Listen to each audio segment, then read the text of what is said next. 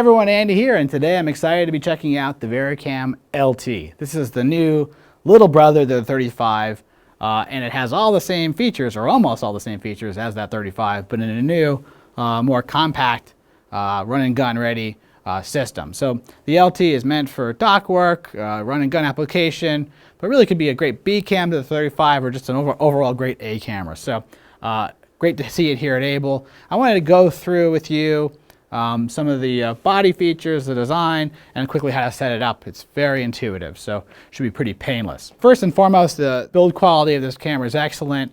It's small and compact, but all metal, right? So the body, as you see here, it comes without all these accessories.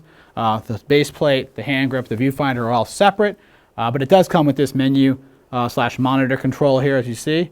And I can set that up to be to have a menu on it. The viewfinder is an option.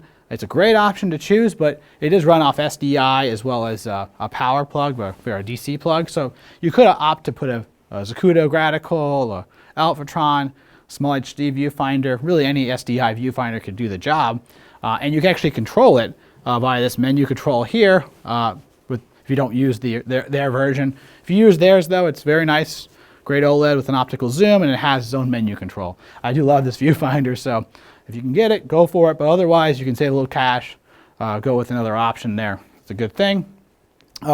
Base plate's very nice, has area rosettes on it. You can put on this hand grip. This hand grip can both start, stop, and control the camera, as well as has a user button on it, and it has an iris control on it. So iris is a good option to have, but where's that? How's that work? Well, this camera actually natively comes in EF mount, right? So working with Canon lenses, and that iris control can actually control the iris on those lenses, right? So you can also have this dial control iris as well.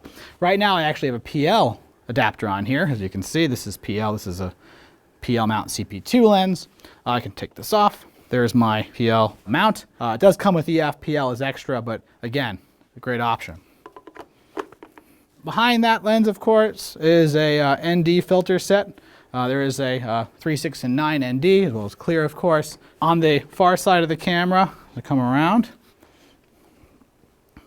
I do have that viewfinder and DC output. Again, I can plug in pretty much anything into this if I want. Back here behind that, I have a little door, which is where I put in my USB dongle for Wi-Fi. This is the only sort of plastic piece on the camera, but needed to be for Wi-Fi connectivity.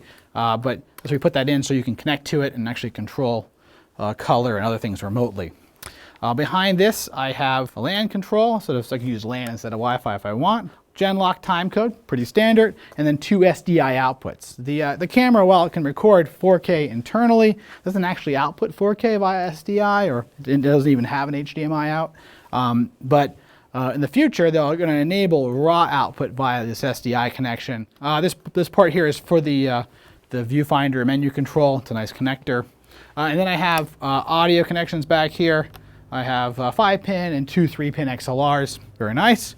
And then I have power in, 4-pin XLR, standard, and another power output.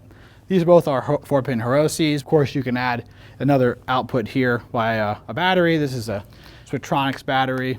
Put a P-tap on there, and off you go. And there's another P-tap here on the bower plate itself, which comes with. That's kind of the tour of the whole camera. User buttons, record button, etc. And then, of course, the P2 card slot here. It has a single Express P2 card slot compared to the 35, which has 2 of those. You put that card in there. You can record 4K or HD.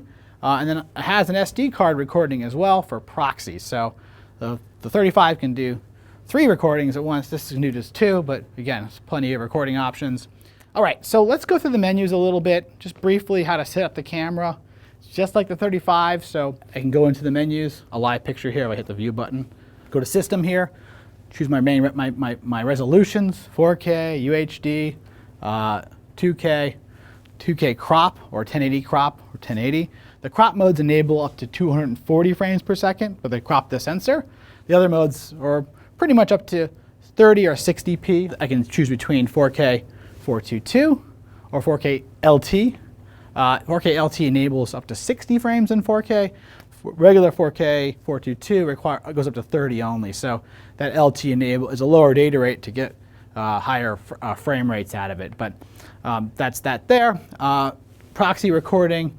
is for that SD card. So if you enable that, you'll record proxies at the same time. You actually can bake in a LUT, which I'll show you in a minute on that. In HD mode, you can actually, beyond having higher frame rate options there, you can also record in ProRes up to 444. If you want ProRes, go to HD or 2K, and you got ProRes. So it's a standard feature of the system. Pretty straightforward. Up here is your frequency selection. This is your base frame rate, right? So not a variable frame rate, that's your base. Back home, and this is where on the FPS menu you can actually dial in your variable frame rate. Just turn it on here, and then dial in your frame rate. Pretty straightforward stuff.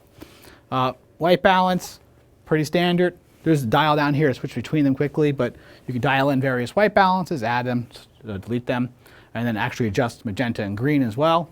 Pretty key. Shutter, pretty self-explanatory. ISO, or exposure index, this is where you can choose between your two base ISOs, 800 or 5000. I really think the quality of the images of those two is the best.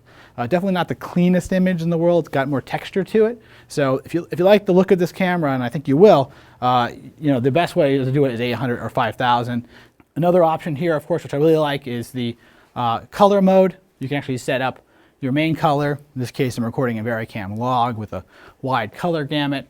I can then choose if I want to instead to go to apply a lookup table here. I can actually dial in externally if I want to with a Wi-Fi dongle or a wired connection. Control the whole color via live grade software from Pomfort, just like the 35. I can get in there, set it up. A great option to have. You can really tweak this camera on the fly. They even have an iPad app now to log right in, control it on the fly. And then my proxy recording, I can choose to have it in log or actually apply that same LUT right to it, so I can bake in the LUT.